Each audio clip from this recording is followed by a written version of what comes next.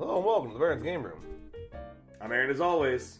And since I've been talking about Monopoly spin-off games lately, and it's February, which is the month I usually talk about two-player games, I've got an idea that I think really fits both those well. It continues on my Monopoly spin-off stuff, and fits my little two-player February thing. So today, I want to talk to you guys about Monopoly Rivals Edition. Monopoly Rivals is a version of Monopoly that has been streamlined for just two players. There's actually a whole little series of these Rival Edition games. I want to say there's like 5 of them. I know there's Monopoly Rivals Edition, Sorry, Clue, Life, and I think Payday, which is kind of a forgotten Hasbro game from like the early 2000s, I think, or something like that. That one seems kind of hard to find anyway, so it's really most of these 4 that I see around. And they're all just classic Hasbro games that have been streamlined to play better with just 2 players. And sometimes playing the original games, you have a bigger board clearly meant for more players that just kind of slows down the whole experience to being kind of sparse and boring to do just 2 players with. And so far with my experience with them, they've done a pretty good job at that. But let's get into this one. I will say right off the back that one thing I've noticed with these games is the boards seem pretty like crappy and cheap, but then again, I think the games are pretty cheap, so maybe that's just that. I don't know. But again, let's get on with setup. You'll need to shuffle up the chance and community chest cards and place them in their designated spots in the center of the board. There's only 2 types of bills in this game. You'll need to give players 8 100s and 4 50s for their starting cash to start of the game. There are only 2 choices for tokens, the hat and the car. You'll each need to pick one of those and place them at the go. And then last, one player will need all of these red houses, and one player will need all of these blue houses. They're repurposed hotels from the main game, but in this game they're called houses. The rulebook says the player with the closest birthday goes first, but it's a Monopoly game. You could roll for it or whatever you want, but yeah, let's go. The general basics of the game are all still the same, so if you only roll 1 dice in this game, so just roll your 1 die and then move that many spaces. And this is where the big change of the game comes, collecting property. Even though you were given money at the start of the game, you actually don't use money to buy properties most of the time. In this game, the moment you land on an unoccupied property, you just get it. That's your property now. So since the hat player landed on this unowned brown property, they would take one of their houses and they'd place it on that, and that shows that they officially own that property now. No cards like in the regular game. Now, in the future, if the other player lands on that property, they're going to pay the rent, which is just this cost down here. So anytime the car lands on this one, they're going to pay the hat player $50. There's actually a few more things to landing on properties than just that.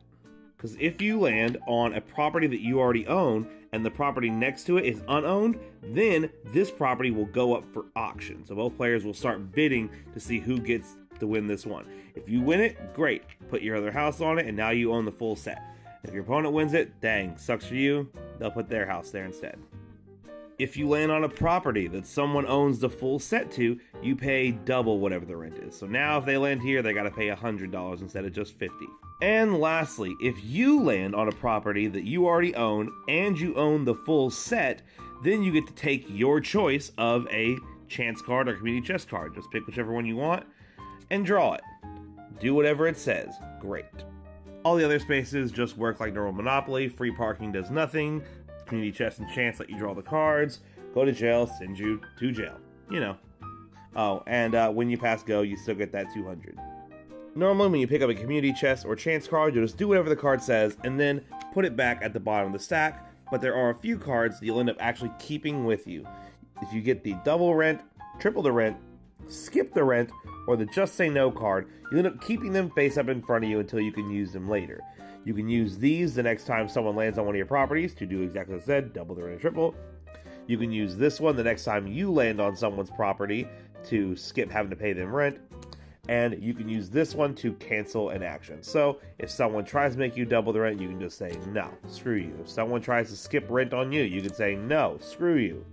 Yeah, and once you use them though, you'll end up putting them back at the bottom of whichever deck you got them from. This version of Monopoly ends in one of 2 ways.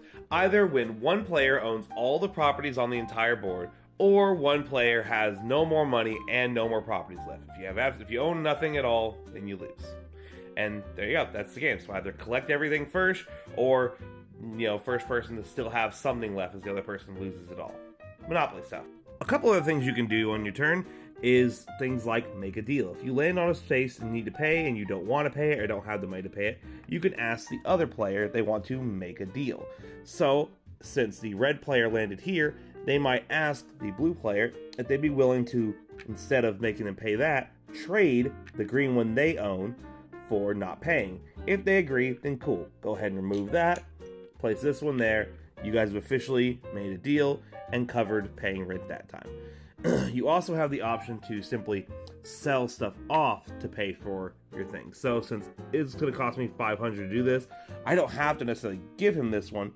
I can instead sell this property back to the bank, which means I simply take my house off it, take the $500 it's worth, and then I can pay the other player that $500. It doesn't have to be straight trades either. You can also sell a property to an opponent. You know, ask them if they'd be willing to give you $500 for your Marvin Gardens or something like that, because you know they want the thing and you want some money out of it. So I'd say the normal business dealing stuff of Monopoly in regular game is viable in this game as well.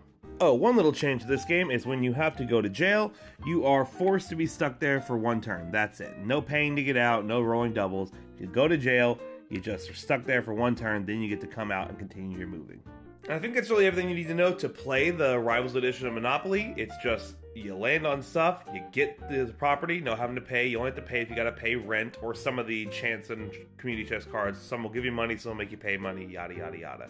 And again, you play until one player either owns all of the properties or one player ends up running out of all money and properties. They don't have anything left. And then there's your winner. I know there are a lot of Monopoly haters out there in the world. You know, it's one of the easiest classic games to go, man, this game sucks and all that.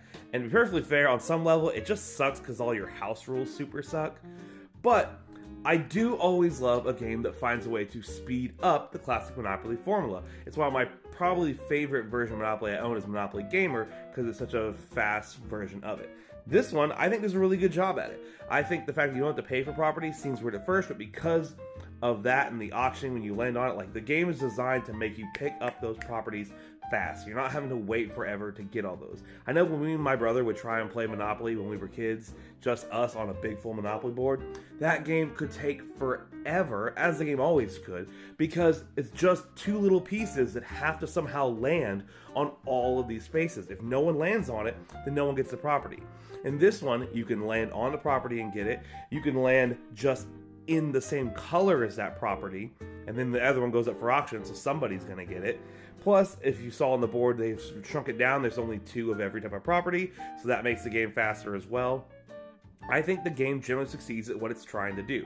It's a faster version of Monopoly, and it still feels like Monopoly. I'm still rolling around, I'm still picking up properties, I'm still paying my opponent, I'm still building up my own stuff so they can pay me more, and yada yada yada. I think it does what it's supposed to do well. And so far with these rival editions, I think they've succeeded at being good for 2 players.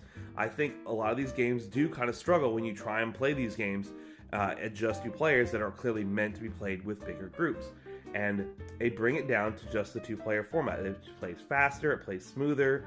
I think absolutely 100% if you're, in a couple that likes playing games like this together and you're trying to find some things that you 2 players can do, I think absolutely if you've got kids and you've got your kids that want to play stuff, but again, all these games are meant for bigger groups and you don't want to necessarily do big family game nights all the time, then absolutely get these. I think kids, adults, anyone who's looking to get that taste of these classic Hasbro games, but don't want to sit there and slog through those big versions of them, I think they'll like it. I know I do.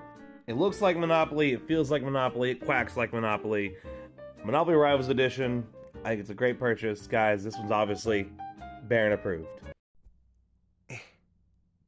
Tiny hat! Obviously, that's always the piece I play.